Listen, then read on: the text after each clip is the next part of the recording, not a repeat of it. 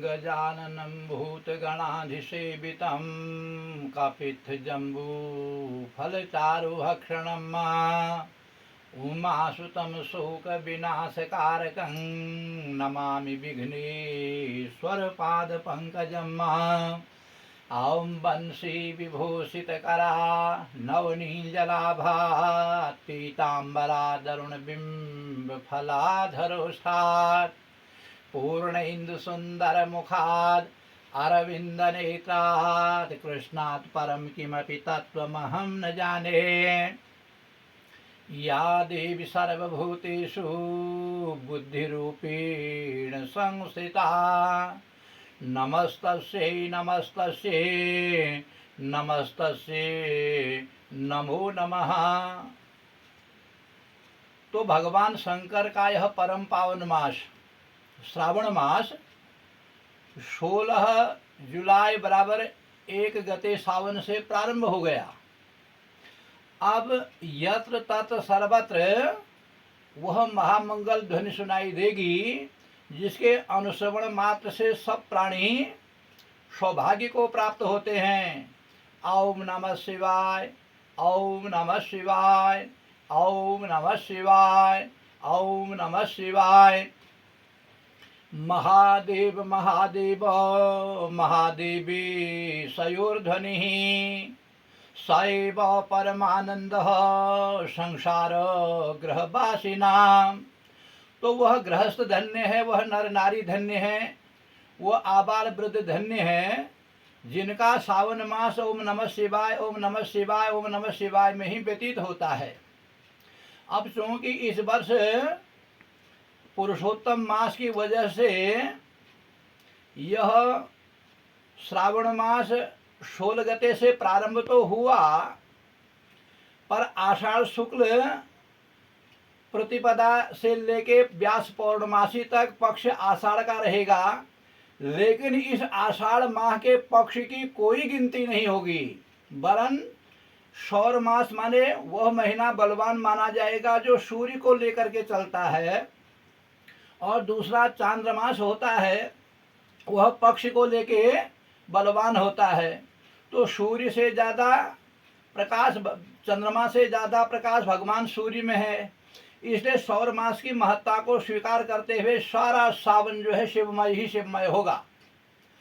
तो अस्तु 16 गते से प्रारंभ होकर के 31 गते तक साधक भगवान शंकर की पूजा, पार्थिवेश्वर पूजा, भगवान शिव शक्ति के ऊपर जलाभिषेक, अष्टोत्तर पूजा, महामृत्युंजय जप, ये सारे अनुष्ठान करवा सकते हैं।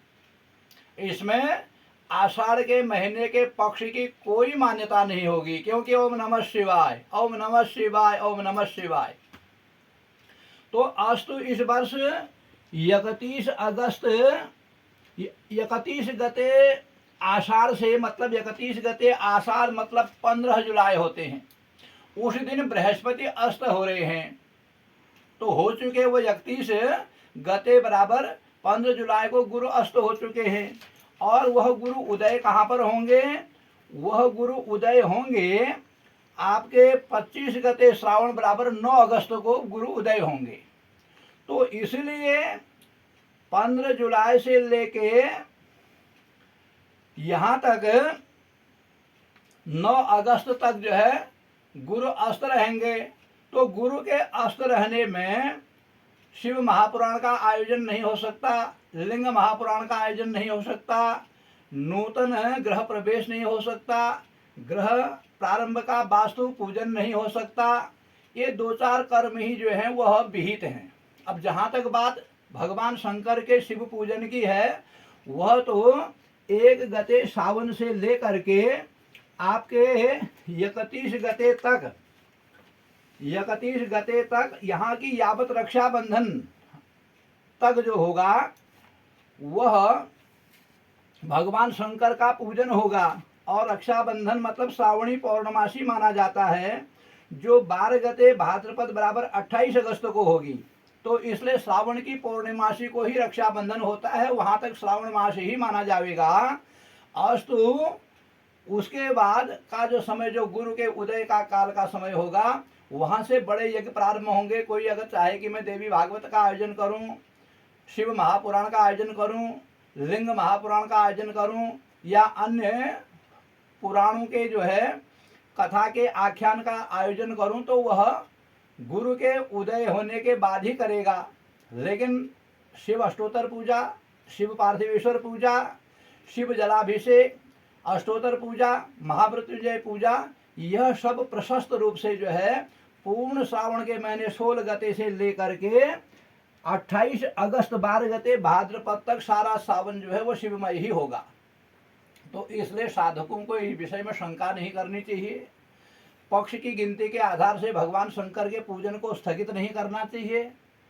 और किसी चैनल पर और किसी अन्य के यूट्यूबर के उन खबरों पर जो है ध्यान न दे करके पंचांग में जो निर्णय लिखा हुआ है, पंचांग की जो व्यवस्थाएं हैं, पंचांग के आधार पर जिस तरह से शिव पूजन होता है, उस विधि से अगर हम और आप सब महाशंकर का पूजन करेंगे, महारुद्राभिषेक करेंगे, शिव शक्ति के ऊपर जल अभिषेक या जल सिंचन करेंगे, तो साधक की हम और आप सबकी जो है मनोकामनाएं भगवान शंकर, गौरी शंकर, बागनाथ जी की कृपा से अवश्य में पूर्ण होंगी।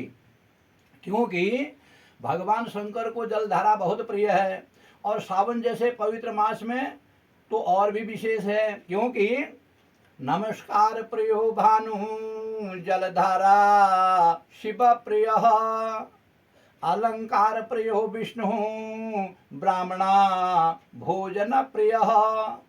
तो भगवान शंकर को जलधारा प्रिय है, भगवान सूर्य को प्रणाम प्रिय है, विष्णु भगवान को आभूषण प्रिय हैं, और यज्ञ करने वाले साधक ब्राह्मण को जो है भोजन की आवश्यकता होती है या भोजन प्रिय होता है। इसलिए इन सारे मंगलमय आयोजनों का जो है अनुष्ठान साधक को श्रावण के महीने में शिव पूजा के निमित्त में, पार्थिवेश्वर पूजन के निमित्त में अवश्य में करना चाहिए। यदि आप और हम सब मिलकर के जब भगवान शंकर के पंचाक्षरी स्तोत्र का जप करते हैं, नवारण मंत्र का जप करते हैं, शिव तांडव स्तोत्र का जप करते हैं, महारुद्राभिषेक करते हैं, महामृत्युंजय जप करते हैं, तो भगवान शंकर की कृपा के पुष्प आप और हम सब के ऊपर प्रसन्न चित्त से शुभ आशीर्वाद की वर्षा होती है। और वह आप पर भी हो, हम पर भी हो, हम सब पर भी हो, इसी मंगलमयी कामना के साथ ओम जय जय जय श्री राम।